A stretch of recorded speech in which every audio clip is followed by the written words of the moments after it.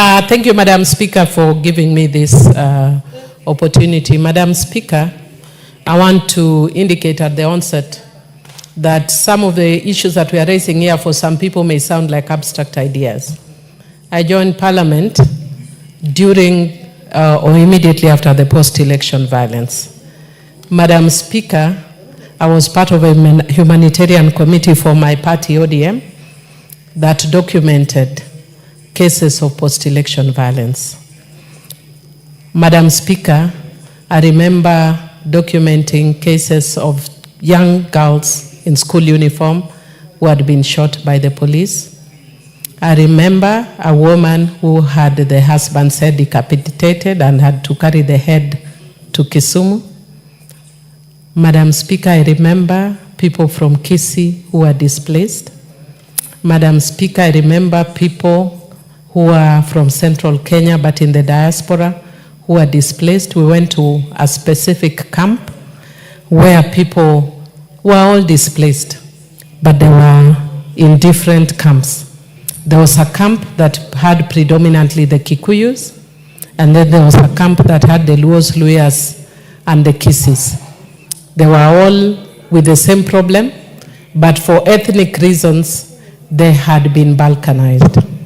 Madam Speaker, I know that the country is in a mood for politicking. And you know, the tragedy in Kenya is when we start politicking a day after elections. And for a stranger who would be visiting Kenya, you would actually think that the presidential elections are in 2 days' time. Madam Speaker, there's nothing wrong with that because Kenya is a fairly democratic country. But it is extremely unfortunate, Madam Speaker, if we can use language that would incite ethnic animosity and ethnic violence, that would create the kind of violence that we saw. Madam Speaker, the people who suffer in situations like that are women and children.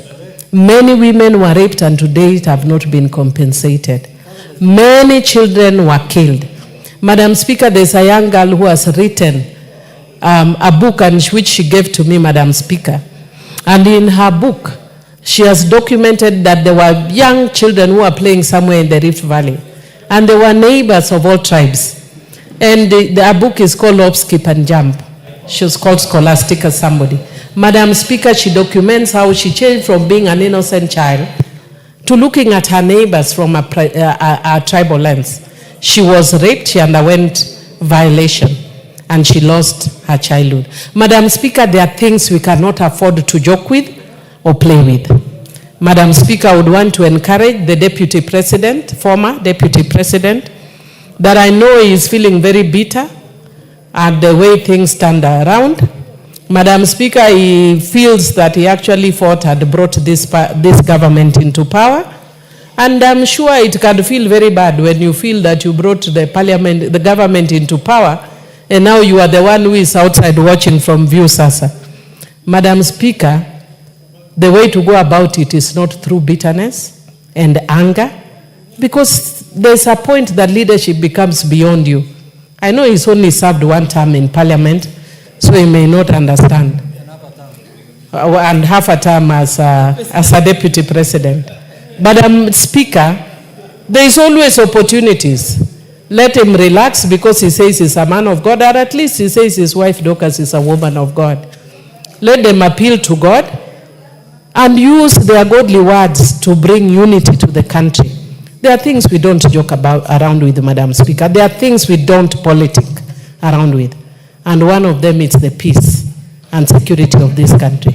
In terms of sharing and having views and going around and talking to people, that's all very well. Kenya is a democratic country. But let's not ever dream about what happened in 2008. I know it was not in this Parliament, but some of us who are here went through post-traumatic stress disorder. And with those few remarks, I beg that we change our language. Honorable Millie, member for Tinderet.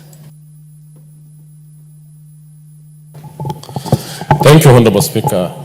Thank you, Madam Speaker. Madam Speaker, I rise to also support the motion. that our country went through a lot of upheavals in 2007,